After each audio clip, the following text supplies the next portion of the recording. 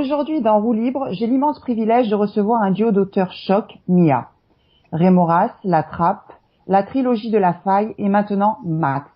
Autant de romans du duo d'auteurs Mia qui tous, d'une façon ou d'une autre, ont marqué leurs lecteurs.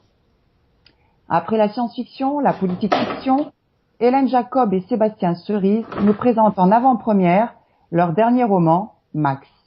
Un thriller fantastique. Accrochez-vous les grands auteurs dans ce domaine.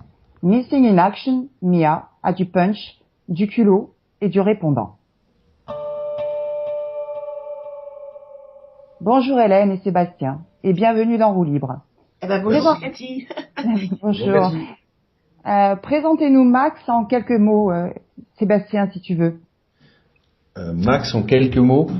En quelques mots. Ouais, c'est un ovni, quelque chose que j'aurais aimé lire depuis pas mal de temps, parce que on le considère comme du, on va dire thriller fantastique, d'épouvante, tout ce qu'on veut, mais c'est pas exactement ça. Donc c'est un ovni, pour moi, à découvrir, parce que c'est quelque chose qu'on n'a pas vu ailleurs. Hélène? Oui, mais je crois que le mot ovni résume bien la chose. C'est effectivement un titre qui est à la frontière. On n'a pas voulu faire donc un thriller classique, donc il en a un certain nombre de codes, mais avec une notion peut-être derrière presque j'irais presque jusqu'à conte philosophique. C'est un petit peu exagéré, mais c'est l'idée. D'accord. Max, 3 lettres, un prénom et une couverture choc, dont on découvre les détails après la lecture de votre roman.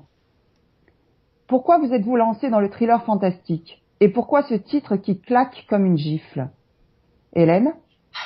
Alors le titre est presque venu avant tout le reste. Donc bon, et bien sûr, il faudra lire pour comprendre, mais on a la réputation et on aime rester sur des titres assez courts avec Mia, parce que notre propre nom de plume est déjà très court et un petit peu mystérieux pour ceux qui ne connaissent pas l'acronyme. Et c'est vrai que il s'est imposé tout seul très rapidement sur une idée de Seb pour cette fois-ci, et on n'a même pas cherché autre chose. Voilà. C'est vrai, Seb? C'est toi qui as trouvé le nom? Ouais, ça nous est venu en discutant. J'avais ce nom-là en tête. Je trouvais qu'il collait bien avec Mia, mais on savait pas encore très bien ce qu'on allait mettre dedans. Donc le titre est arrivé avant le bouquin. Bon, il y avait quelques idées, j'avais quelques trucs en tête, mais c'est comme ça qu'on bosse en général. On part d'une idée, mais qui est vraiment une bribe, un petit truc. Et après quelques heures de discussion tous les deux, on arrive à un synopsis plus complet, et puis ensuite on attaque. Ok. Alors, l'histoire a lieu aux États-Unis, plus précisément à la Nouvelle-Orléans. Cette ville constituait-elle pour vous un endroit propice à l'atmosphère fantastique qui règne dans l'histoire, ou est-ce l'effet dévastateur de Katrina, ou alors juste la présence des moustiques? Seb ou Hélène? Alors, pour le choix de la Nouvelle-Orléans, là, pour le coup, c'est Hélène. Donc, je la laisserai répondre ensuite. C'est une ville qui est très propice avec son côté magique, effectivement dévastée récemment, mais c'est pas tellement ce côté-là qui nous intéressait. C'était, même si ça fait partie aussi de l'ambiance globale, mais c'est surtout ce côté un peu mystique. C'est une ville qui a quelque chose de mystique, donc qui se prêtait bien à l'histoire. On y reviendra d'ailleurs. Hélène? Oui, alors moi c'est une ville que j'ai beaucoup abordée pendant mes études de langue et de lettres, donc ça remonte un peu, que j'ai beaucoup vu ou lu ou dans différents films, séries, livres quand j'étais plus jeune, et particulièrement ces dernières années aussi. C'est un peu un hasard, mais c'est surtout, j'ai pensé que c'était intéressant effectivement, comme le dit Seb, pour le côté un peu public que tout le monde connaît, vaudou, voilà, toute cette partie mystique que généralement les gens ressentent quand on parle de la Nouvelle-Orléans, mais également parce que sur le plan purement historique et culturel, c'est la seule ville des États-Unis qui a, d'une part effectivement il y a la particularité de Katrina qui était utile pour toute la trame, enfin tout ce qu'on raconte à l'intérieur, mais également parce que c'est un ovni, c'est une ville ovni elle-même au sein des États-Unis, en raison de la manière dont elle a été fondée à l'origine et la façon qu'elle a eu de se construire sur le plan culturel, racial. Il y a tout un tas de choses à l'intérieur qu'aucune autre ville des États-Unis ne pouvait apporter et qui allaient être utiles pour notre propos également derrière. Donc elle s'est imposée en 3 minutes. C'est pareil, il n'y a pas eu on n'a même pas eu vraiment besoin d'en discuter parce que tous les éléments étaient contenus déjà dans cette ville-là. Ok. Quelles ont été vos références pour écrire Max, vos sources d'inspiration, Seb? Bon, plutôt des... Alors pour l'histoire, il n'y a pas de source d'inspiration spécifique. En revanche, pour l'ambiance, je pense qu'on s'est... Enfin, pour ma part, je voyais quelques séries américaines, dont une qui s'appelle American Horror Story. Et il y a une des saisons, qui se passe à la Nouvelle-Orléans. Et ce côté ambiance, mais globalement de American Horror Story, un peu poisseux, que j'ai bien aimé. Ensuite, il y en a d'autres. Il y a des séries, une série qui s'appelle, que j'ai oublié le nom, évidemment, une série de vampires qui se passe à la Nouvelle-Orléans que j'ai bien aimé. Hélène, si tu me retrouves le nom, tu me le diras. The Originals, exactement. Donc que j'ai particulièrement aimé aussi, et l'ambiance de la série, l'histoire est pas géniale, mais bref, le reste côté ambiance, c'était bien.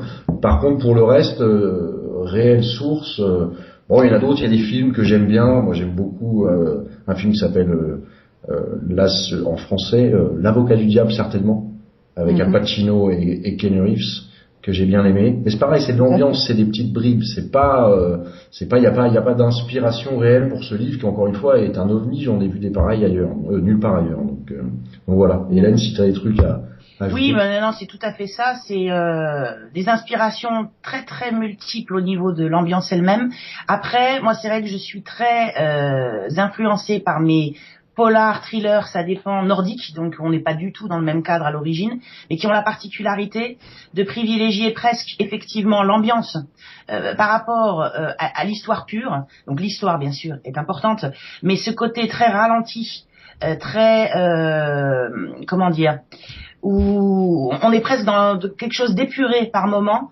C'est plutôt, c'est pas un thriller d'action où tout le monde se court après en tirant en l'air. On n'est pas du tout là-dedans. Et moi, c'est vrai que là-dessus, toute ma littérature nordique, donc norvégienne, etc., a forcément, je suppose, une influence sur la façon dont l'action arrive et l'espèce de ralentissement interne des personnages, où voilà, il y a vraiment, je pense, un équilibre, enfin une balance qui penche plus vers ce côté ambiance que purement vers l'action traditionnelle qu'on trouve dans les thrillers. Ok. Parlons un peu des personnages principaux de Max. Tout d'abord, Abigail, la force créatrice, celle qui fait la nique aux volontés du narrateur, et Zachary, l'ancien flic, qui m'a personnellement beaucoup touchée. Victime de la maladie de Willis-Ekbom, plus connu sous le nom de syndrome des jambes sans repos, ce type vit un calvaire. Dites-nous-en un petit peu plus sur eux, Hélène. Alors, je laisserai Seb parler d'Abigail, je vais parler de Zachary. Oui, c'est un personnage qui est très complexe, qui est à mon avis, vraiment une forme d'anti-héros par rapport toujours, pareil, au code traditionnel du thriller. C'est quelqu'un. Alors, il était très intéressant à manipuler sur le plan narratif parce que il est effectivement un peu au bout du rouleau, on va dire ça comme ça. Mais en même temps, c'est quelqu'un qui a une nature plutôt positive à l'origine, ce qui fait qu'il est dans une dérision, une autodérision presque permanente. Vis-à-vis de tout, y compris de lui-même, y compris vis-à-vis de ce qui lui arrive, de la façon qu'il a de vivre de façon extrêmement ralentie, extrêmement détachée des événements. Un personnage qui s'est retrouvé donc avec le temps isolé, qui cherche sa voie, qui ne sait plus trop ce qu'il doit faire de lui, tout simplement, qui arrive à sa moitié on va dire à la moitié de sa vie et qui est en flottement, un flottement dont il ne sait pas quoi faire et qui va se retrouver un peu malgré lui embringuer dans quelque chose qui va vite le dépasser. Ok. Seb? Abigail, c'est difficile d'en dire beaucoup, mais pour moi, elle est le contrepoint de l'histoire. En lisant, on comprend pourquoi elle est ça, mais elle est effectivement celle qui fait un peu, comme tu as dit, la nique aux volontés de l'histoire principale, du narrateur. Et elle est ça, elle est effectivement une force, mais elle n'est pas que ça. Elle a aussi des côtés faibles. Elle est complètement humaine. C'est un personnage comme on les aime bien. Elle est équivoque. Elle est pas simple. C'est pas un personnage simple. Mais elle est pour moi le contrepoint qui a été super utile pendant l'écriture du roman, qui permettait une autre vision et de mettre les lecteurs sur d'autres pistes en fait. Je pense qu'on peut pas en dire beaucoup plus. C'est compliqué d'en dire plus, effectivement, compte tenu de la façon dont le livre est monté. Oui. Ah oui, je comprends. On retrouve les mêmes fils conducteurs que dans vos précédents ouvrages. La manipulation, l'échiquier, les pions. Souvent une critique sociétale qui verse dans Max dans une violente condamnation de nos modes de pensée, formatés, très ancrés dans nos cultures judéo-chrétiennes. Pourquoi cette volonté ?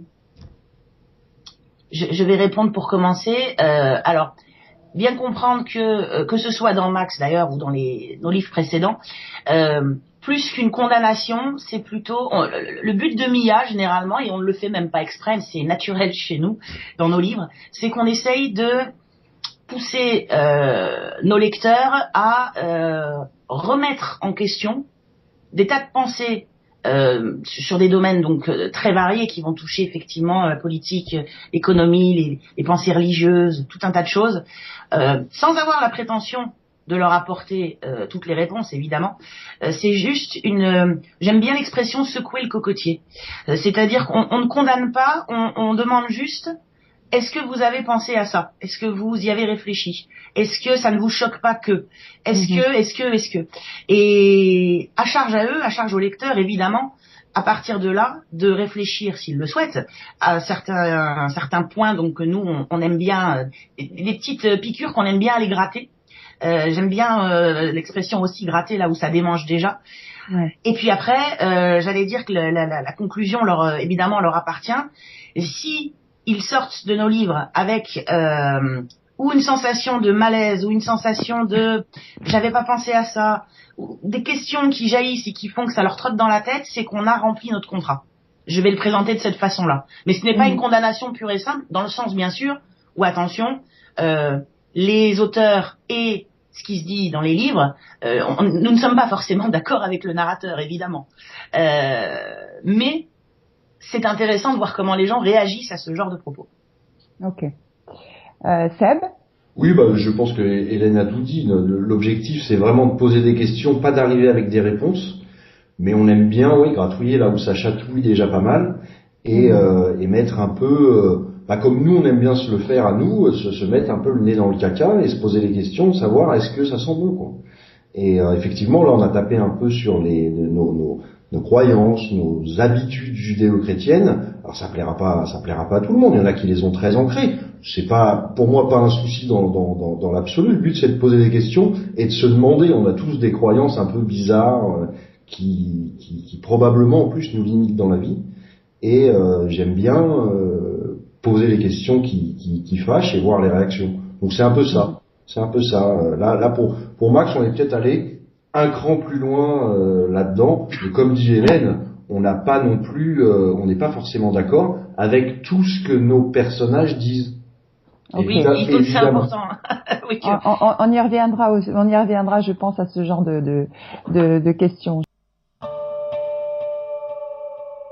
Max balaie d'un revers de main les religions, les politiques, le racisme, je vous cite, passe-temps des incultes, les guerres et crimes de guerre, le napalm, c'est bon, c'est chaud, ça colle à la peau, l'homosexualité, les médias, l'homoparentalité, les handicapés, la vieillesse, la fin de vie. Pourquoi avoir abordé ces thèmes majeurs de manière si sulfureuse? Un côté prophète ou un grand coup de gueule? Je réponds, Seb. Vas-y. Alors non, pas un côté prophète, on n'ira pas jusque là. Plus donc ce que je disais juste avant, un côté c'est des questions qui, surtout à l'ère moderne, bon, l'actualité est compliquée. Ces derniers mois, on sait tout ce qui a pu se passer. Ce sont des sujets qui posent problème à pas mal de gens pour des raisons diverses. Et le coup de pied dans la fourmilière est intéressant. On le voit dans les réactions des lecteurs parce que ça ne se fait pas d'en parler, ou en tout cas d'en parler de cette façon-là. Ça se fait on peut en parler sur un plateau télé, dans des émissions bien formatées, il n'y a pas de problème. Quand il s'agit de venir effectivement apporter des avis contraires, des points de vue contraires qui ne sont pas politiquement corrects, tout de suite c'est très gênant. Ça ne se fait pas. D'ailleurs l'expression est employée 2 ou 3 reprises dans le livre. Et toutes ces questions de société, on a, Seb et moi, bien sûr, des avis personnels sur ces questions, des avis de personnes humaines, mais d'un point de vue sociétal, c'était intéressant de pouvoir, pareil, lancer des petites bombes à l'intérieur du livre et de voir derrière les réactions, les réflexions que ça entraîne chez les gens. Et rien de plus effectivement épidermique comme sujet que la religion, le handicap, des thématiques qui depuis 20 ou 30 ans sont prises en charge par des gouvernements, etc. Est-ce qu'ils le font bien ou pas? La question est posée. Est-ce que les personnages du livre ou la voix du narrateur du livre a raison de dire certaines choses? Nous n'avons pas les réponses. Mais les questions sont intéressantes à poser parce qu'on ne les pose jamais comme ça. Ok. Seb? Ouais, on est dans un monde où beaucoup de gens partent du principe que le monde entier, la société, leur doit quelque chose parce qu'ils sont d'une race, d'une religion, d'une sexualité, d'un genre, qu'ils ont un handicap ou quoi que ce soit. Moi, je pense que la société ne doit rien à personne et que c'est intéressant de poser les questions de cette manière-là. Et j'aime bien présenter les choses comme ça. C'est qu'on considère ça comme acquis, qu'on nous doit quelque chose en tant qu'humain. Moi, je pense qu'en tant qu'humain, à titre personnel, on n'est vraiment pas grand-chose. Et que personne ne nous doit rien. Et en tout cas, la société le monde en tant que société ne nous doit rien. Et j'aime bien, c'était un peu une façon de dire, c'était Kennedy qui disait ça. Ne vous demandez pas ce que l'Amérique peut faire pour vous, mais demandez-vous ce que vous pouvez faire pour l'Amérique. J'aime bien cette idée-là, mais reprise pour le monde, quoi. Se sortir les doigts du cul et arrêter de penser que le monde entier nous doit quelque chose parce qu'on est ceci ou cela. Je pense que ça regarde personne, que tout le monde s'en fout, moi le premier, et que c'est pas ce qui nous, c'est pas le plus petit facteur commun qu'on a en tant qu'humain, et pas le plus intéressant en tout cas. Et c'était, encore une fois, c'est des questions, hein. C'est pas les réponses. Il y a des réponses apportées dans le livre qui sont pas forcément les nôtres, qui sont celles du narrateur. On a décidé de prendre un billet. Rentre dedans pour être gentil. Encore, ceux qui liront découvriront que c'est un pas plus loin que le rentre dedans. C'est pas forcément, voilà.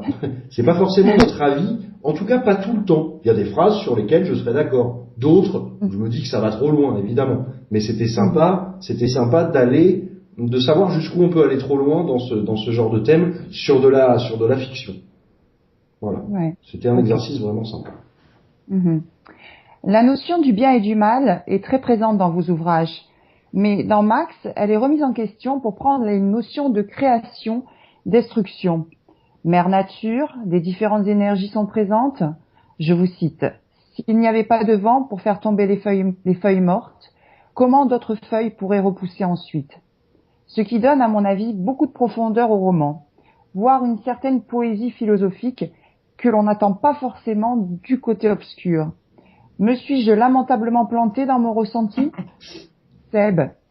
Non, je pense pas. Je pense pas que tu t'es largement planté dans le ressenti. On n'a pas essayé de faire de poésie, hein. C'est pas, en tout cas pour moi, c'est pas du tout mon domaine. On n'était même pas réellement parti pour faire quelque chose de philosophique, en tout cas à la base, même si on avait des idées à placer dedans. Et puis c'est vrai que au final, ça ressemble un petit peu à ça. Mais effectivement, je pense qu'on est trop bloqué sur les notions de bien et de mal, et pas assez sur des notions de polarité, de négatif, de positif. Pour moi, il n'y a pas de positif s'il n'y a pas de négatif. Donc c'est assez stupide de parler pour moi, hein, c'est une stupidité profonde de parler de bien ou de mal, à mon sens. Et là, pour le coup, c'est moi réellement qui parle, et c'est aussi dans le livre. Hélène nous dira ce qu'elle en pense après. Mais le bien et le mal sont des notions qui n'ont aucun intérêt. L'un ne peut pas exister sans l'autre. Si tout était beau, tout était gentil, on s'emmerderait comme des rats morts. Donc, pour moi, les notions les plus intéressantes sont la polarité, création, destruction, négatif, positif. Mais nous, on rajoute de la morale là-dedans. Or, la morale, on sait en plus qu'elle est question de religion, de société dans laquelle on vit, d'époque, de pays. Donc, c'est des notions qui ne sont pas figées. Positif, négatif, c'est des notions figées. En tout cas, en termes de polarité, c'est très figé. C'est plus sympa de jouer avec ce genre de choses.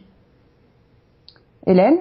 Oui, mais je crois que Seb a bien résumé la chose. C'est vrai que le bien et mal, c'est vraiment une notion religieuse, pas implantée par les religions dans le comportement des gens. Là où nous on est parti sur un biais plus donc effectivement création-destruction, parce que à mon sens, les humains sont l'humanité de façon générale est beaucoup plus complexe qu'une simple réduction au bien ou au mal. On sait très bien qu'une personne, selon les codes religieux, une personne 100% bonne ou 100% mauvaise, théoriquement sur le papier, ça n'existe pas. Voilà, par exemple, j'ai la prétention d'être quelqu'un de plutôt bien, de plutôt pas psychopathe, plutôt tourné vers les autres, et pour autant, dans ma vie jusqu'à aujourd'hui, forcément, mécaniquement, j'ai fait des choses qui n'étaient pas géniales. Ça a pu m'arriver, voilà, depuis que je suis née, de mentir, de shipper quelque chose à l'âge de 8 ans, ou de faire quoi que ce soit. Et si on regarde ça selon le pur code du bien et du mal, je ne rentrerai donc dans aucune case, comme 100% des êtres humains. De toute façon. Et donc c'était plus intéressant, mais c'est pareil, on peut en dire très peu parce que autrement ça va dévoiler des choses très importantes dans le livre. C'était plus intéressant de partir de cette notion de ce qui peut créer et de ce qui peut détruire derrière. Et les lecteurs le découvriront en lisant, verront pourquoi on parle de ça et pourquoi on est sorti de cette simple équation les gentils contre les méchants, et pourquoi même effectivement la voix du méchant, on va dire ça comme ça dans le livre, n'est pas que ça, et que l'analyse est beaucoup plus complexe en fait. Ok. Je vous cite encore une fois. La mort n'est pas l'objectif. Certains s'en sortent. Mais la destruction, même si elle n'est pas mauvaise par définition, est l'objectif premier dans Max. Dois-je comprendre que la mort et la destruction ne vont pas de pair? Comment l'expliquez-vous, Hélène? Alors ça c'est un petit bout donc de dialogue énoncé par toujours pareil, je vais l'appeler le méchant. Ça parlera à tout le monde. Donc hors contexte, ça peut paraître surprenant. Dans le cadre de cette discussion qui a lieu à un moment du livre, l'idée c'est de dire que on n'a pas nécessairement besoin de tuer pour détruire. On peut par des tas de manières différentes, détruire la vie des gens, détruire qui ils sont, leur identité, leurs convictions, leurs valeurs, tout ce qu'on veut, sans pour autant devoir les assassiner ou voire même leur faire mal physiquement. C'est plus compliqué que ça aussi. Et bien évidemment, la mort est une forme de destruction, mais la destruction ne passe pas nécessairement par la mort. Je vais essayer de le résumer comme ça. Encore une fois, c'est dur d'en dire plus sans déflorer trop de points essentiels. Sébastien? Ouais, là, Hélène a super bien expliqué, donc je prendrai le contrepoint, le point inverse, c'est que considérer que la mort est la destruction suprême, c'est un truc super humain, super égoïste. On pense qu'on est les seuls sur Terre, alors que notre mort, à nous, à titre personnel, elle va embêter notre famille. En termes d'humanité, de monde, d'univers, tout le monde s'en fout. Donc la mort n'est pas la destruction suprême. Elle est notre destruction suprême à titre personnel. Moi, Sébastien, une fois que je suis mort, je suis plus là, donc je suis détruit. Mais en plus, il y a un principe dont on a parlé quand on a écrit Max, c'est rien ne se crée, rien ne se perd, tout se transforme. Et c'est un petit peu ça, c'est qu'il n'y a pas entre guillemets, pour faire simple, je suis pas physicien, mais le poids de l'univers bouge pas beaucoup, qu'on soit vivant ou qu'on soit mort, quoi. Ok. Vous vous moquez également du politiquement correct. homme de couleur pour homme noir, personne à mobilité réduite pour handicapé. Je vous cite encore une fois, les handicapés sont une plaie pour l'humanité. La nature les détruirait instantanément et elle ferait bien. J'ai volontairement coupé le contenu de cet extrait qui risque de faire grincer bien des dents. N'avez-vous pas peur de vous attirer les foudres d'une partie de votre lectorat, Hélène? Alors, c'est évidemment, on peut se poser des questions en avance. D'ailleurs, on est prêt psychologiquement à se faire laminer par certains. Mais bizarrement, en fait, sur la dizaine de personnes qui a déjà lu le livre en avance, nous n'avons eu aucune réaction du type vous êtes des salauds, je vous hais, jamais plus je vous lirai, c'est scandaleux, etc. Parce que les gens, je pense, ont quand même d'une part l'intelligence de comprendre que c'est de la fiction. Donc, comme on le disait tout à l'heure, ce qui est dit dedans n'est pas nécessairement ce que l'on pense, nous, évidemment. Ça, c'est la première chose. Et la deuxième, c'est que dans ce livre, ces propos très très provoques sont donc tenus par, toujours pareil, le méchant avec des guillemets, et que il a en même temps, dans ses propos, il y a une certaine dose d'ironie, d'humour et de détachement qui permet de comprendre qu'on n'est pas au premier degré, que c'est plus complexe que ça et qu'il faut aussi lire entre les lignes. Donc à ce stade, alors on verra évidemment par la suite, il y aura des personnes qui vont mal vivre certaines choses, mais j'allais dire qu'encore une fois, ça fait partie du contrat avec ce livre. S'il n'y avait que de l'indifférence ou pas de réaction du tout à l'arrivée, on serait bien embêté. Il vaut mieux que ça crée des réactions épidermiques que rien du tout, parce que c'est vraiment l'objectif de ce livre-là. Donc ce n'est pas un problème en tant que tel. Seb? Max, c'est là l'extrait que t'as pris. On fait alors c'est de la provocation là, poussée à l'extrême. On est bien d'accord. Et il y a une idée derrière ça. C'est pris dans un contexte général c'est pas juste une phrase. Même si, et celle-là effectivement, elle choque et elle choquera. Donc ça c'est pour la partie, c'est un peu le propos du livre en fait. Donc évidemment qu'il y aura de ça. Pour les réactions qui seraient mauvaises, moi j'irai encore un pas plus loin. Personne n'est obligé de lire Mia. Ok. Soyons un tout petit peu plus léger quand même. Vous écrivez, le moustique est la preuve absolue que Dieu existe. Par ailleurs, Dieu ne veut rien. La vérité n'existe pas. Des phrases parmi tant d'autres qui vont, je l'espère, devenir culte de Max. Faites-vous un peu l'avocat du diable. Qu'avez-vous à dire pour la défense de ces pauvres moustiques? Je laisse Seb répondre, c'est son rayon, il adore ça. J'ai rien à dire pour la défense des moustiques. Les moustiques, là, j'ai beau réfléchir, j'ai rien à dire.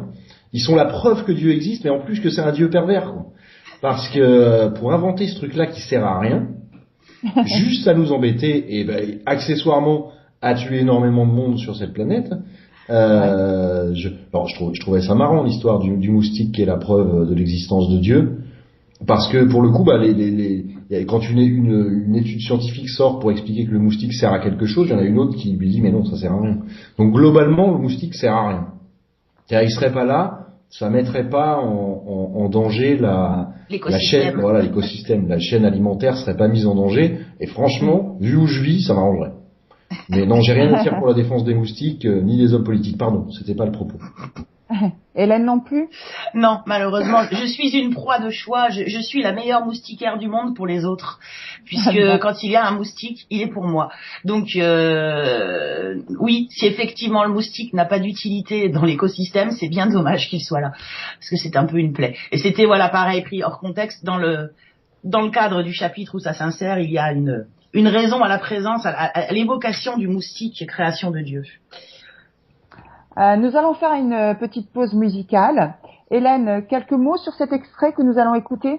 Oui, alors en fait, c'est une chanson qui est évoquée dans le livre par Abigail dans un contexte bien particulier que le lecteur découvrira, qui me tenait à cœur personnellement. C'est une chanson que j'aime énormément, que je connais depuis des années et qui s'insérait parfaitement par rapport aux propos qui y sont tenus, aux paroles de la chanson, et que pour des questions de droit, donc on n'a pas repris pour cette interview la version d'origine des Byrds ou aucune des versions commerciales existantes en reprise par d'autres groupes.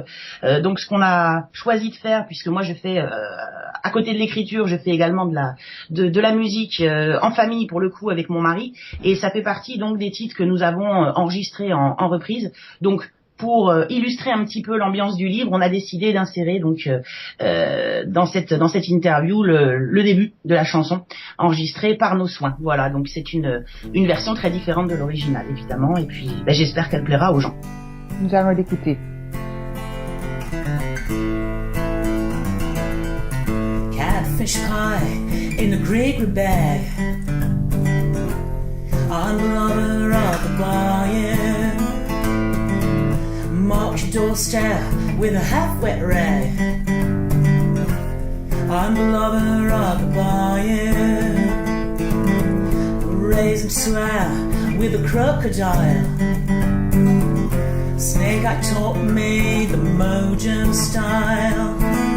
I sucked and weaned on chicken bile, I'm the lover of the buyer.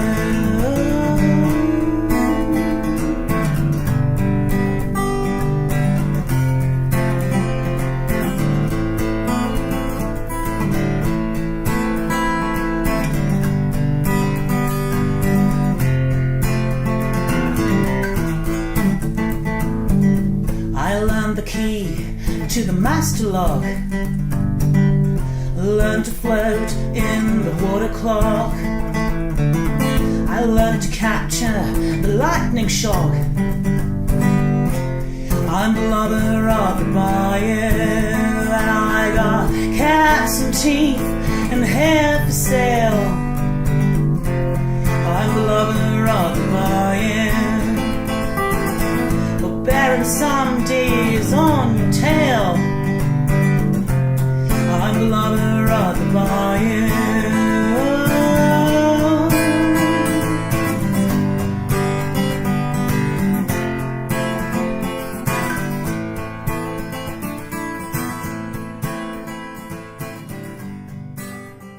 J'ai un message de la régie. Il y a un invité mystère qui n'a malheureusement pas pu se déplacer, mais qui a quelques questions à vous poser. Vous avez une idée de cet invité mystère? On en a peut-être plusieurs, mais on est perplexe. On attend de... Ok. Alors, peut-être que sa première question va vous aider. Alors, Hélène et Sébastien, attention, accrochez-vous surtout. Vous introduisez votre roman par cette phrase. Le jeu peut commencer. Votre intention clairement exprimée en préambule est donc de jouer avec vos lecteurs. Cette phrase est-elle une position de repli, une porte de sortie, une pirouette, un échappatoire? Sachant que l'ombre de Marie Laveau, la papesse du vaudou, ex-disciple de Marie Salope, plane toujours sur la Nouvelle-Orléans et particulièrement la cathédrale Saint-Louis. Sébastien ? Alors, Sébastien, je te laisse répondre pour commencer. En fait, c'est rien de tout ça. Pour comprendre cette phrase, le jeu peut commencer, faut lire, et on peut pas trop en dire sur cette phrase-là, mais c'est ni une pirouette, ni une échappatoire. Le jeu n'est pas seulement jouer avec le lecteur, ça va un peu plus loin que ça. La phrase fait vraiment partie du livre, de l'histoire. Ok. Rien à ajouter de plus, Hélène? Non. Par contre, les références à Marie Laveau et à la cathédrale Saint-Louis sont de bonnes références. c'est bien de les mentionner. Alors, on continue avec la seconde question de cet invité mystère. Dans la partie d'échecs qui se déroule sous les yeux du lecteur, Zach est la pièce maîtresse de l'un des joueurs. Lequel? Il y a une ambiguïté permanente.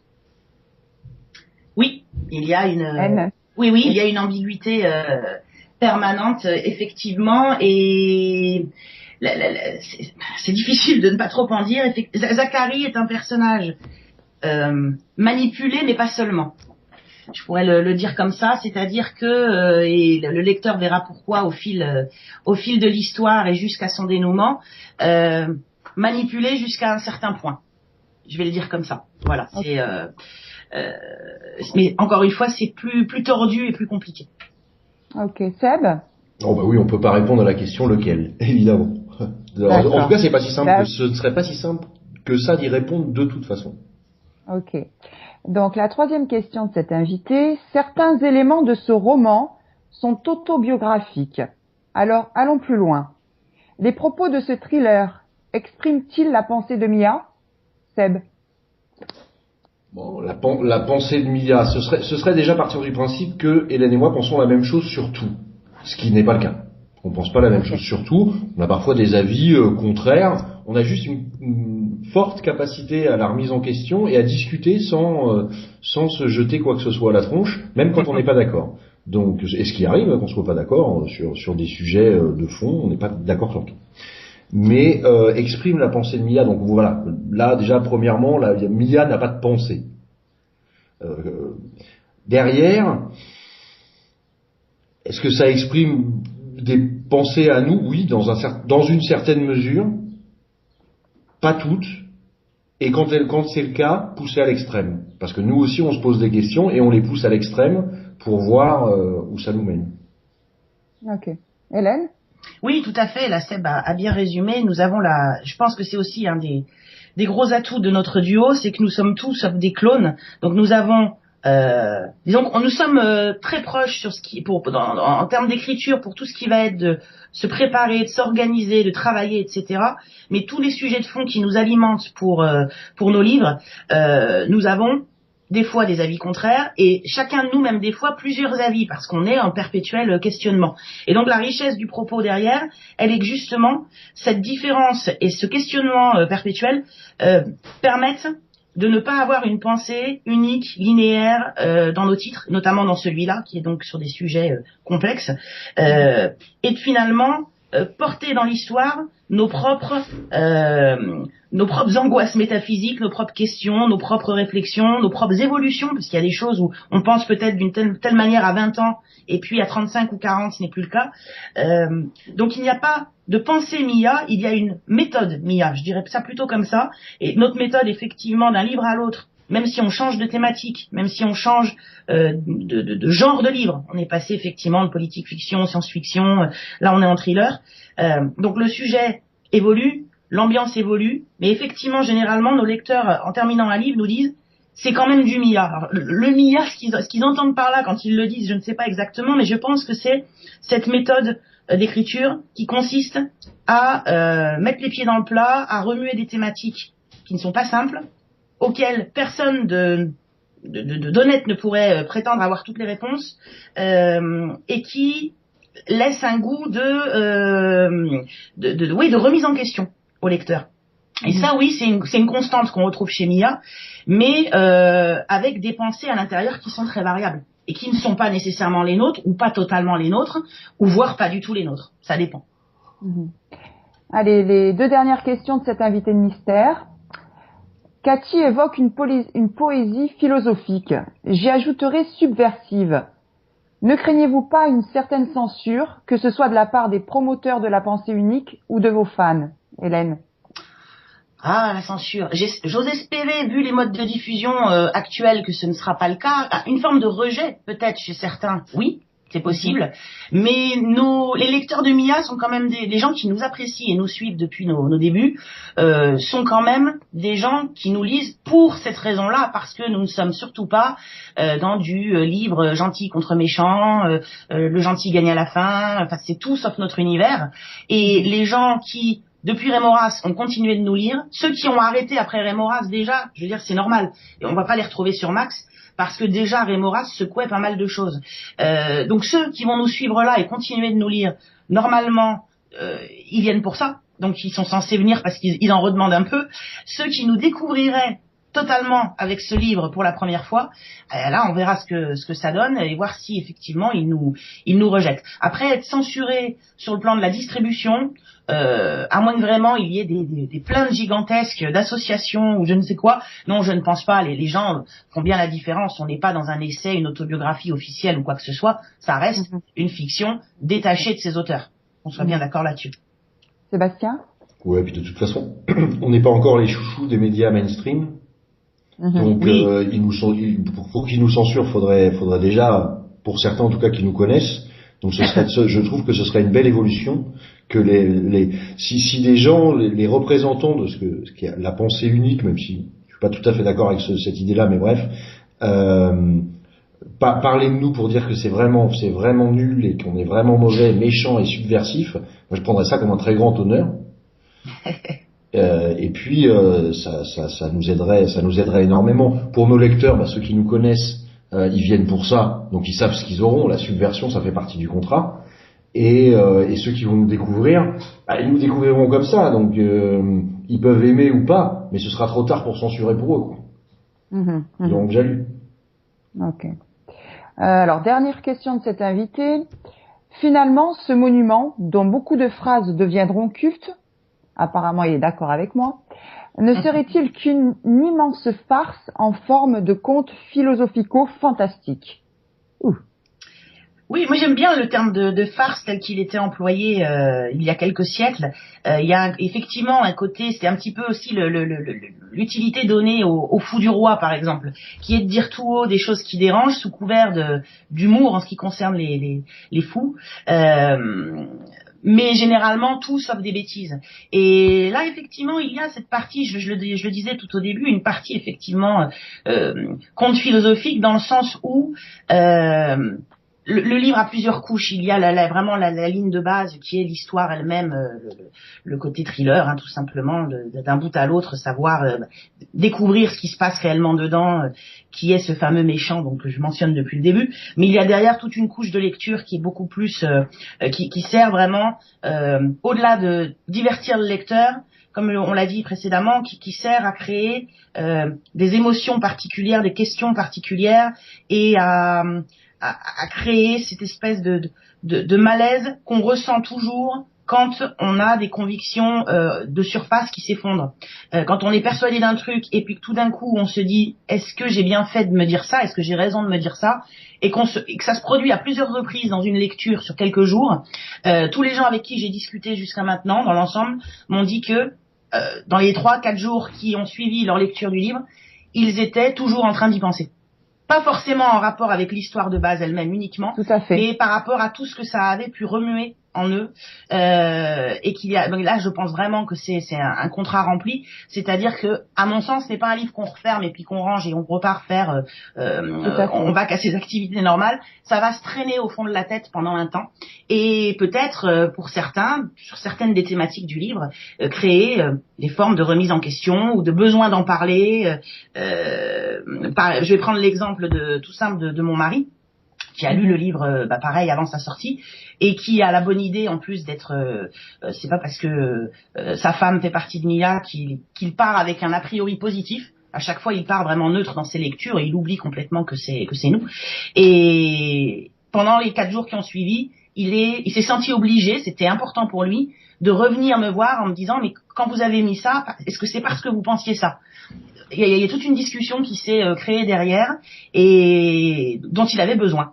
Réellement, le livre a, je pense, déclenché pas mal de choses en lui, et je pense que ça c'est vraiment intéressant et qu'à partir de là, oui, on peut parler d'une certaine forme de philosophie dans ce titre-là, ne serait-ce que parce que derrière il y a des besoins de débat chez certains. Ça a été tout à fait mon ressenti d'ailleurs.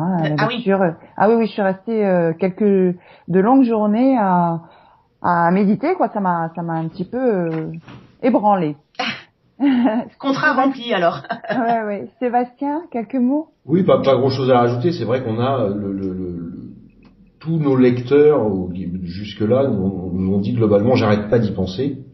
Donc c'était un peu le but, débrécher quelque chose, quoi. Encore une fois, on n'apporte pas de réponse, mais je pense que les questions sont bien plus puissantes que les réponses et ça permet d'y réfléchir. Mais même à nous, même que j'écris un truc et je me dis ouais, ça fait réfléchir, on va plus loin, on se remet en question, ça fait des débats en famille, c'est plutôt ou entre amis, c'est plutôt sympa. Hein. Et si ça provoque ça chez nos lecteurs, le contrat est plus que rempli. On en serait vraiment ravis. Alors pour conclure cette première intervention de cet invité, vous avez une idée de la personne en question? Moi je pense, oui. Je pense aussi. Bon, c'est plus sur la manière dont les questions sont rédigées que sur quoi que ce soit que je pense avoir une piste. Bon, déjà, je vais vous dire que c'est un fan de Max. Si je vous dis que c'est un dévoreur de livres. Si je vous parle de généalogie, de musique ancienne. Tout à fait. Seb, tu veux répondre? Je pense que c'est notre immense Thierry, non? Oui, c'est ça. C'est Thierry. C'est Thierry. Qui est je le précise au passage, qui est une figure majeure, même en coulisses. Certes, les gens le connaissent peu autour de notre maison d'édition, mais une figure majeure de Vagy pour sa présence. Donc, il nous a rejoint il y a un peu plus de 2 ans maintenant, si je ne me trompe pas, pour à l'origine faire de la bêta lecture sur les titres. À l'époque, on avait besoin de nouveaux bêta lecteurs, et puis il est devenu bien plus que ça en intégrant le comité de lecture derrière et en devenant vraiment un partenaire permanent de la maison pour tout un tas de raisons, et avec qui j'ai personnellement une relation très forte, très intéressante autour de la littérature. On échange beaucoup, et c'est vrai que il a, je pense, une tendresse, le mot n'est pas adapté, mais vous le comprendrez, particulière vis-à-vis de Mia, au point que voilà, il a fait 2 fois sa bêta lecture. Il voulait vraiment contribuer à faire en sorte que ce livre soit aussi parfait qu'il puisse être, parce qu'un livre parfait, ça n'existe pas. Et il s'est vraiment impliqué. Il s'implique tout le temps, mais encore plus particulièrement avec nous. Et je tiens à le remercier pour sa présence permanente, vraiment en plus, il ne mâche pas ses mots quand il dit ce qu'il pense. C'est vraiment un critique précieux et une personne d'une grande érudition avec qui il est formidable de pouvoir discuter. Donc moi, Thierry, quand vous écouterez, je vous remercie pour tout. Voilà. Merci beaucoup Thierry pour tout, effectivement. J'ai un nouveau message de la régie. Sacrée régie. Sacrée régie.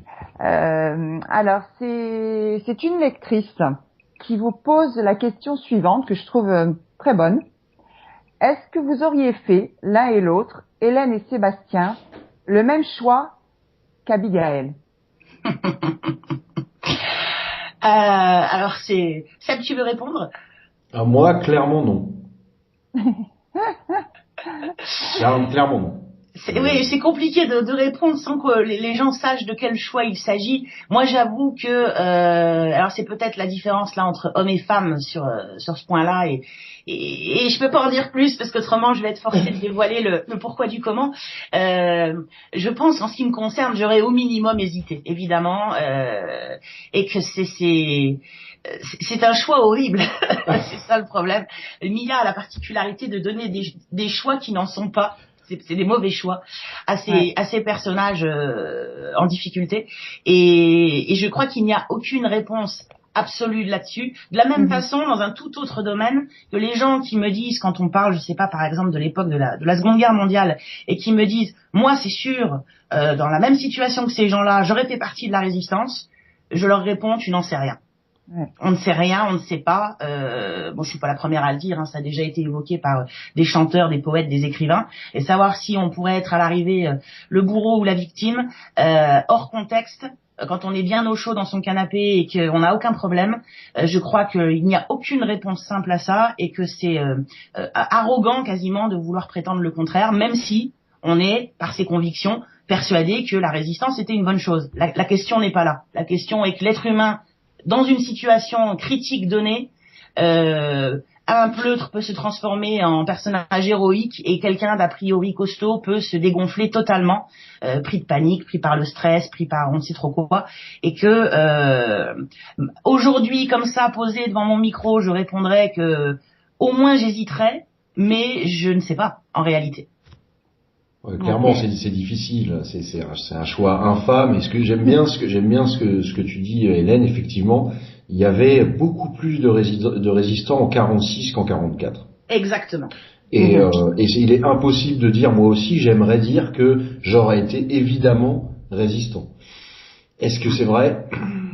Il y a que dans la situation, il y a que sous le feu qu'on connaît notre propre réaction. Oui. Exactement. Tout à fait. Et il y a des gens qui sont, comme tu dis, qui ont été des pleutres toute leur vie, et même certains qui, pour le coup, pendant la résistance, qui ont été fusillés après, et qui en fait étaient des résistants, sauf que ils n'ont pas eu besoin de le raconter sur tous les toits. Aussi, voilà.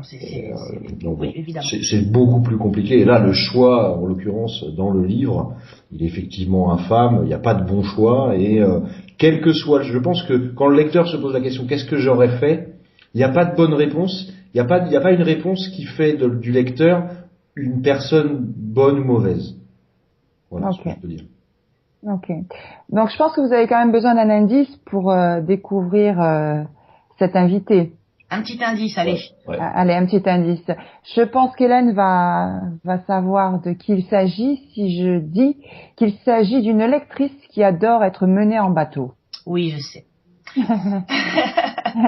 Je suppose que je sais. Je pense qu'il s'agit de Marie-Pierre. Oui. Voilà, Marie-Pierre Bardou, qui est, en ce qui me concerne, donc plusieurs choses pour moi, qui est ma meilleure amie, la marraine de mes enfants, enfin marraine officieuse, puisque voilà, il ne s'agit pas ni de baptême ni rien, mais disons que c'est une personne qui, voilà, a une relation très très particulière, très proche avec mes enfants, qu'on se connaît donc depuis 15 ans, dans une autre vie professionnelle. Enfin voilà, on a eu un parcours commun avec moult étapes. Et qui est également évidemment auteur dans notre maison d'édition, avec de nombreux livres écrits par sa plume, et dont la fameuse, pour ceux qui suivent un peu l'activité de notre maison, la fameuse saga Dialine. Assez rigolo d'ailleurs, parce qu'une partie des éléments de Dialine se déroulent à la Nouvelle-Orléans, dans une toute autre atmosphère évidemment, puisqu'on n'est pas du tout dans le thriller, mais dans la saga familiale en littérature beaucoup plus historique, voilà, on va le dire comme ça. Et voilà, Marie-Pierre, elle suit Mia aussi de fait depuis le début. Alors je sais, elle saura que je le sais en écoutant cette interview. Je sais que Max n'est pas son ouvrage de Mia favori, et je sais pourquoi, et je le comprends totalement. Je suppose et je me doute qu'elle a apprécié sa lecture, mais qu'elle s'est plus retrouvée, par exemple, dans la trilogie La Faille, pour des questions, parce que Max est beaucoup plus rude, beaucoup plus violent en termes de pensée, et que ce n'est pas nécessairement le type de littérature qu'elle préfère si elle doit choisir, notamment entre Max et La Faille. Mais je la remercie pour sa lecture anticipée et puis les remarques qu'elle a pu nous faire, et je l'embrasse évidemment, puisque c'est mon ami. Voilà, tout simplement. Je vais la remercier aussi pour autre chose qui va bien plus loin, qui est bien plus loin en termes de temps, c'est que Mia n'existerait pas sans Marie-Pierre, puisque c'est par l'intermédiaire de Marie-Pierre que Hélène et moi nous connaissons. Effectivement.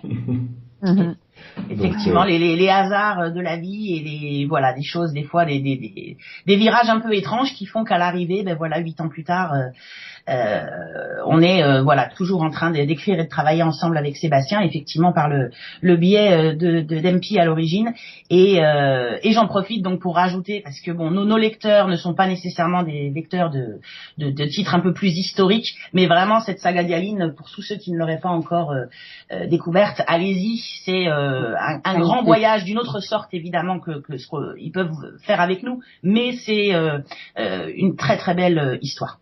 Ouais, oui, c'est magnifique. Ouais, non, c'est clair, Marie-Pierre est quelqu'un de super avec qui travaille aussi avec moi dans d'autres activités, et je la remercie aussi pour ça, parce que c'est super de travailler avec elle aussi. Pour ne plus parler de régie, qui amuse beaucoup Seb, je vais parler de Standard, qui est prêt à exploser, car j'ai 2 nouvelles questions d'un auditeur que vous connaissez bien tous les deux. Alors, première question. La légende veut que l'écriture soit, en quelque sorte, une thérapie. Qu'avez-vous besoin d'extérioriser à travers vos livres? Seb. Je vais répondre pour commencer, si tu veux, puis tu compléteras. Alors, thérapie, oui et non. Moi, j'ai toujours écrit depuis le plus jeune âge. Ça a toujours été un mode de. J'ai 2 modes d'expression principaux, c'est l'écriture et le chant, et qui ne servent pas à la même chose, qui n'ont pas le même. Les besoins ne viennent pas en même temps. C'est-à-dire qu'il y a des moments où l'écriture s'impose, d'autres c'est le chant. Mais dans les 2 cas, on retrouve dedans, il y a une notion de partage. Plus que de thérapie, c'est-à-dire que, par exemple, j'ai, comme beaucoup d'adolescentes, tenu un journal intime pendant quelques années, quand j'avais entre 13 et 17 ans, quelque chose comme ça. Mais c'est pas de ça, c'est de la thérapie. Effectivement, on pourrait le voir comme ça, besoin dans les périodes difficiles de garder la trace sur le papier de petites choses qui sur l'instant vraiment ont une énorme importance pour la personne. Là, dans la fiction, dans l'ouvrage réfléchi professionnel où vraiment on travaille, on est adulte, on a un bagage avec nous, on est plus dans la restitution, dans le partage, dans le besoin de garder une trace de qui on est. C'est difficile à expliquer. Comme tout le monde, j'imagine qu'un jour, j'y pense forcément, un jour je mourrai, comme tout être humain. Et l'idée d'avoir laissé de moi quelque chose, alors bien sûr, il y aura mes enfants et leur descendance, mais à côté de ça, quelque chose qui vraiment a jailli de moi et restera, même si plus personne ne nous lit dans 5 ans, dans 10 ans, dans 30 ans, Mia aura existé, nos idées, en tout cas les réflexions qu'on veut créer chez les gens auront existé, elles resteront peut-être dans une vieille malle dans un grenier, ce n'est pas très grave, mais j'aurai laissé ma toute petite empreinte sur cette terre où je serai passée. Et c'est plus, on peut utiliser le terme de thérapie peut-être, mais ce n'est pas que j'ai peur de la mort, c'est que ça m'ennuierait de mourir en n'ayant aucun témoignage de ce passage-là. Voilà. Et en fait, je pense que c'est pas ça qui motive. À chaque fois, je me dis vite un nouveau livre parce qu'un jour tu mourras, il faut qu'on se souvienne de toi. Non, c'est pas ça. Mais je crois que c'est un fil conducteur à l'arrière qui est important d'une façon ou d'une autre chez les artistes, hein, de façon globale, que ce soit les musiciens, les sculpteurs, les peintres, les écrivains. Il y a plus une notion de témoignage derrière, ce besoin de témoigner qu'on a eu des choses à dire, qu'on a envie qu'il y ait une trace, et que peut-être d'ailleurs cette trace ne sera plus vraie dans 10 ans. Peut-être qu'on aura avec Seb beaucoup évolué, on n'aura plus du tout les mêmes idées et que notre écriture elle évoluera. Mais justement, dans nos livres, il restera quelque chose de nous qui nous dépassera à un certain point de notre vie et après notre mort évidemment. Sébastien ? Je suis complètement d'accord. Et je ne saurais pas trop quoi dire de plus, si ce n'est que côté thérapie, je pense avoir rien de grave qui la justifierait. J'ai un petit truc, mais c'est pas qui est pas très grave, que je vais faire un aveu ici en direct. Je suis sociopathe et ça m'évite de tuer mes voisins. Je plaisante. Coupe pas au montage que je plaisante. Non, je ne sais pas. Thérapie, c'est pas, je pense effectivement pas non plus que ce soit le bon terme. Effectivement, laisser un legs, laisser quelque chose. Et puis maintenant, ça devient, un besoin. Et puis c'est un moment on a des comment dire, on travaille sur plein de sujets avec Hélène évidemment, mais l'écriture de nos propres livres nous permet des débats intellectuels passionnants que j'ai pas toujours par ailleurs. Donc ça fait partie pour moi c'est un besoin, c'est pour ça qu'on a. Oui, tout à fait, un besoin intellectuel effectivement. Et je rajouterais juste, alors si on utilise le terme de thérapie au sens plus médical et non pas spirituel, en ce qui me concerne, parce que la question m'a souvent été posée, puisque j'ai un mode de vie un petit peu bizarre qui consiste globalement à être insomniaque et à ne pas, en tout cas à ne pas me coucher, à écrire très tard dans la nuit. Donc je suis un peu décalée par rapport au planning normal. Et l'écriture me sert à combler aussi. J'ai une maladie particulière qui fait que j'ai besoin d'occuper mon cerveau. Et très concrètement, autrement les conséquences sont compliquées. Et effectivement, la solitude nocturne est parfaitement gérable à partir du moment où j'écris et où je peux occuper en permanence ma tête, mon cerveau, mon esprit avec ce type de projet majeur. Et là, oui, ça devient, dans le bon sens du terme, une bouée de sauvetage. Heureusement que je l'ai, parce que je ferais autre chose, peut-être autrement. Mais c'est d'ailleurs pour ça que je pense que ce que j'écris de mieux, généralement, se fait à 2 ou 3 heures du matin, et parce que je suis dans un état extrêmement particulier dans ces périodes-là. Ok. Donc, seconde question. Il y a bien souvent une part de vécu de l'auteur dans un livre. Oseriez-vous citer l'une de vos scènes qui fait écho à une expérience personnelle ou une source d'inspiration ? Seb ? Ouais, autant sur le premier livre, ça aurait été facile. Sur celui-là, il n'y a pas réellement d'écho. C'est un écho. Enfin, pour moi, c'est un écho cérébral plutôt que il n'y a pas de scènes de vie qui ont été directement reprises dans Max, ou alors j'hallucine, mais pour moi, il n'y a pas un moment du livre où c'est quelque chose qui m'est réellement arrivé. Ok. Hélène? Oui, le seul, oui, alors toute la toile de l'histoire, non, évidemment. Après, oui, effectivement, il y a une composante particulière du livre liée à Zacharie. Certaines de ces scènes, je les ai vécues personnellement, où j'ai assisté plus ou moins chez une autre personne à quasiment la même chose. Donc là, effectivement, c'était assez puissant de pouvoir utiliser les particularités de ce personnage, parce que détourner, déformer, appliquer à ce qu'il est lui, évidemment, hein, ce n'est pas non plus encore une fois une thérapie directe pour parler de soi, exploiter des choses qu'on connaît très personnellement pour servir le récit derrière. Et là, oui. Alors, une idée de la personne qui vous a posé ces questions, ou besoin d'un petit indice? Peut-être, mais j'aimerais bien un petit indice en ce qui me concerne. Idem, un petit indice serait bienvenu. Cette personne adore les bonbons. Alors, je crois savoir. Et vous la connaissez mais vraiment très bien, et puis vous êtes souvent en communication avec cette personne. Hein. Ouais, je pense que la première question a aidé beaucoup. C'est notre petit Gaël. Notre Gaël national, international. Oui. C'est votre Gaël international. Notre Gaël, donc, qui est donc Gaël Rosaire, qui est membre et fondateur avec nous et membre des éditions Agi également, qui est à nos côtés pour toutes nos activités d'édition, de webmastering, enfin de tout ce qu'on fait en parallèle de notre travail sur Mia, et qui effectivement avec qui on est surtout moi pour le coup quotidiennement en communication pour le travail, et qui m'a promis que ce Mia-là, il le lirait, puisque c'est un genre, a priori, sur le papier, qui cette fois lui plaît beaucoup plus que peut-être le genre un peu anticipation science-fiction des ouvrages juste avant. Et donc je ne sais pas s'il l'a encore lu ou s'il est sur le point 2, mais j'espère que ça viendra dans tous les cas. Et puis je profite de cette interview pour le remercier lui aussi de tout ce qu'il fait avec nous depuis les débuts, et de vraiment de son investissement dans l'aventure EAJ qu'on a construit vraiment de zéro avec lui, et pour laquelle il est très très présent. Je me joins à toi pour le remercier. Et un gros bisou. Là, moi non.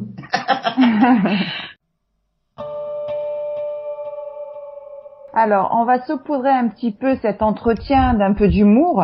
On en a un petit peu besoin. Donc, je vais vous laisser écouter et répondre à la question qui a été enregistrée cette fois-ci par votre dernier invité. Ok, on l'écoute. Bonjour à Mia, Hélène et Sébastien, tous les trois. Voici la question qui me taraude concernant Max. Quel est le minimum de Max sur une échelle sans barreaux mais télescopique? Merci par avance. Sacré Eric. Il est dingue. Ça, Sacré c'est Eric, est un grand malade. Notre copain Eric Lequien, qui est auteur, éditeur aussi. Il a créé sa maison, et puis surtout le développeur du logiciel de dédicace d'e-book Dédi, et donc avec qui on est partenaire et copains, et sa question est dingue comme lui. Donc voilà. L'échelle télescopique sans barreau, j'ai vachement mal à la visualiser. Désolé Eric, mais là ça va être difficile. Non, là c'est une question sans réponse, mais on apprécie vraiment la démarche, et on n'attendait pas une autre question de sa part, effectivement. Je suis pas étonné. Alors, en conclusion, Max, c'est une prise de position, une prise de conscience, un grand coup de pied dans la fourmilière? Hélène? Oh, c'est un peu tout ça. C'est, j'espère surtout une belle histoire avec parce que une histoire où les personnages vont toucher les lecteurs, puisque une histoire serait creuse sans cette composante-là. Et j'espère qu'ils vont apprendre des choses sur certains points, notamment dans le cas de Zacharie, qu'ils vont un petit peu se creuser la tête, bien sûr, pour essayer de comprendre ce qui se passe dans cette histoire, ce qui arrive, où ça va les mener, et puis effectivement tout un tas donc d'interrogations, de questions qui vont surgir, et que grâce au livre, à sa petite contribution, ça lancera peut-être effectivement des débats, comme disait Seb tout à l'heure, entre amis, en famille ou n'importe. S'ils sont plusieurs à lire le livre dans un même foyer, ça peut être intéressant de voir ce que ça va donner comme discussion derrière. Et comme d'habitude chez Mia, je crois qu'on laisse vraiment le soin à nos lecteurs de tirer leurs propres conclusions et d'imaginer. Les gens qui nous ont déjà lu savent qu'on a horreur des fins totalement carrées où c'est comme ça et pas autrement. Au niveau de Mia, on aime laisser au lecteur le droit d'imaginer d'autres possibilités, des fins multiples, tout un tas de choses qui font que le débat continue derrière.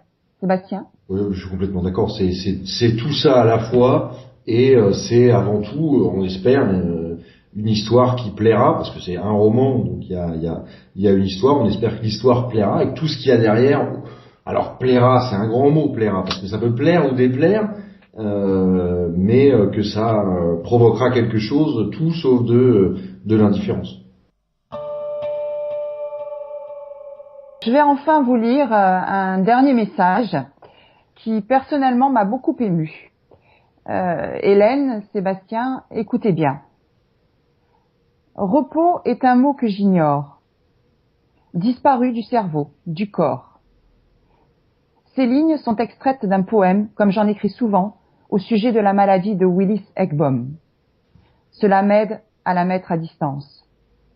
Celle-là même qui affecte Zacharie, un des personnages du roman Max. Je me retrouve vraiment dans ce qu'il subit, au quotidien, nuit et jour. Hélène sait tout cela. Mes gènes se sont malheureusement fait un plaisir de lui transmettre la maladie. Elle pourrait m'en vouloir. Eh bien, pas du tout. Quelle belle preuve d'amour filial que me dédier le dernier ouvrage de Mia. Sébastien, qui ne me connaît pas, s'est associé à elle les yeux fermés dans cette démarche, et cela me touche énormément. Ils vont peut-être parvenir à faire encore mieux connaître cette maladie du grand public grâce au succès de leur roman, que je leur souhaite le plus grand possible. Qui est cette personne, Hélène? Donc c'est ma maman, Catherine Messy, qui est également la présidente officielle des éditions AJ, je le précise pour ceux qui auraient déjà vu son nom. Et oui, son message me touche énormément parce que d'une certaine façon cette maladie on en parle régulièrement depuis des années forcément au quotidien quand on se voit mais on en parle sans en parler, c'est-à-dire que on sait exactement l'une et l'autre ce qu'elle signifie, les problèmes qu'elle crée, la dégradation de vie qu'elle implique, mais on a quand même toujours une certaine pudeur autour de ça, parce que c'est dur d'y penser tout le temps, parce que en ce qui me concerne, moi je ne veux pas que ça me définisse, donc je vis avec et puis je mets ça de côté et ça fait partie de qui je suis. Mais là, je tenais effectivement à lui dédier ce livre parce que plutôt que de choisir un héros alcoolique ou accro au jeu ou n'importe quoi dans le livre, j'ai proposé à Seb d'utiliser cette thématique-là pour en faire un anti-héros et quelqu'un de complexe, et pour avoir le loisir effectivement de pouvoir montrer dans ce que ça a de plus vraiment contraignant, de plus dramatique, de plus pathétique au quotidien. Il y a quelque chose vraiment de pathétique dans cette maladie et c'est dur de se dire qu'on est concerné. Et c'est dur de se dire qu'on a une maman qui est concernée. C'est quelque chose. Donc là, je rentre un peu dans du domaine personnel, évidemment. Ça me dérange pas d'en parler. J'essaie de rester pudique par rapport à elle, mais je sais à quel point elle souffre.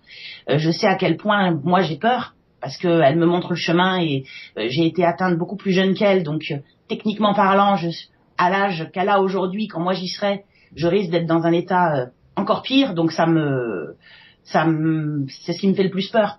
Aujourd'hui, quand je pense à mon avenir, peut-être plus que la mort, à des choses qui sont a priori plus lointaines, c'est toute la dégradation de vie qui va accompagner ça, puisque les lecteurs comprendront en lisant et puis découvriront donc par la suite, lorsque le livre sera sorti, on l'accompagnera d'un certain nombre d'explications, de petits articles sur la question pour montrer à quel point voir les gens qui sont atteints, quand on les voit, ça parle tout de suite plus. Et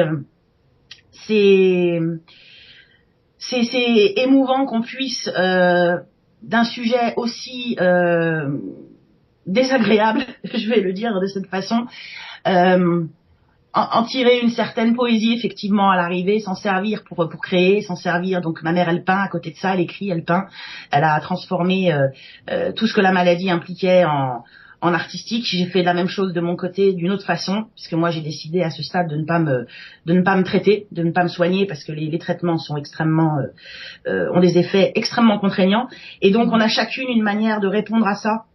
Elle étant bien sûr à ce stade plus atteinte que moi encore, et c'est quelqu'un que j'admire beaucoup, ma mère, parce que sa vie a été chamboulée, complètement transformée par l'apparition de la maladie, à un point qui est très différent d'une maladie plus traditionnelle. Je mets des gros guillemets autour évidemment, puisque je ne m'en moque vraiment absolument pas, mais des maladies très identifiées, et c'est ce qu'on explique un petit peu aussi dans le livre, comme le cancer, des choses connues du grand public, qui donc ont où les malades, quand ils en parlent, ont autour d'eux des gens qui sont capables de répondre, de savoir de quoi ils leur parlent, tout simplement. Cette maladie-là est une vraie cochonnerie parce qu'elle est sans traitement. En fait, le traitement qui est donné est un traitement purement qui permet de survivre, c'est-à-dire qui permet de tenir en ne dormant pas. Donc c'est quand même, pour un être humain, ne pas dormir, c'est très compliqué. Et donc c'est une maladie où on est forcé en permanence d'expliquer pourquoi on est malade et qu'on a une vie qui à la dérive. Mais non, on va pas forcément mourir non plus. Ça place toujours les personnes dans des situations très compliquées psychologiquement, et où l'entourage est complètement doit s'éduquer, doit apprendre, c'est très difficile. Et pour le coup, peut-être que je me dis, dans certains cas, le fait que finalement ma mère m'ait transmis cette maladie, je me doute bien qu'en tant que maman, elle doit en être désolée. Mais d'une certaine façon, ça nous rapproche, parce que je suis d'autant plus capable de comprendre sa souffrance, et que elle me donne vraiment cette impression de ne pas être seule dans cette situation. Et je pense que c'était intéressant d'exploiter ça dans un livre qui n'a rien à voir avec la thématique à la base, dans un thriller. C'est le premier thriller que j'en ai jamais lu en fait, d'histoire dans laquelle le héros se trimballe. Des héros cancéreux, j'en ai vu, des héros alcooliques, j'en ai vu, des héros comme ça, non.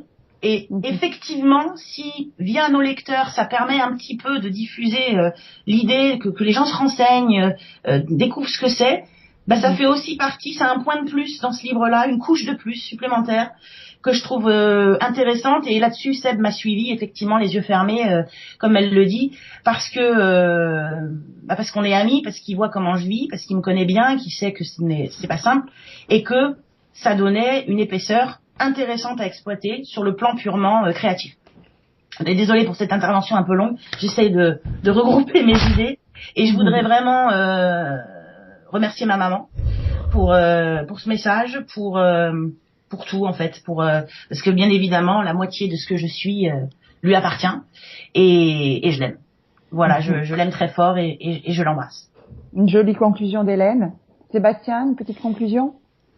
Tout d'abord, merci beaucoup pour votre message, Catherine. Et moi, j'ai appris avec le temps ce que c'était, et j'ai conscience maintenant, et encore plus après Max, de l'abominable enfer que c'est, et que ça peut devenir, et qu'on connaît pas du tout cette pathologie, et que si ce livre peut aider à ce que les gens qui en sont atteints entendent moins de bouge-toi le cul, c'est dans la tête, on aura fait déjà un grand pas. Et en plus d'un pur point de vue histoire, c'est un vrai pivot central, et ça a été quelque chose de passionnant à utiliser dans le livre. Mais en plus, si ça peut aider à faire connaître et prendre conscience, c'est un point fort, ce sera un point fort, et j'en serai très heureux.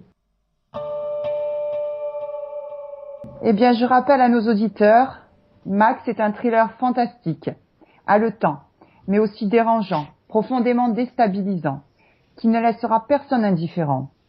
Amateur de thriller, de lecture forte et puissante, et si vous êtes prêt à une refonte complète de nos certitudes, accrochez-vous à votre siège, inspirez profondément, expirez, lisez. Et rappelez-vous que le duo Mia est diablement bon. Merci Hélène, merci Sébastien, et à très bientôt dans Roue Libre. Merci Cathy, à très bientôt. Merci beaucoup Cathy, au revoir.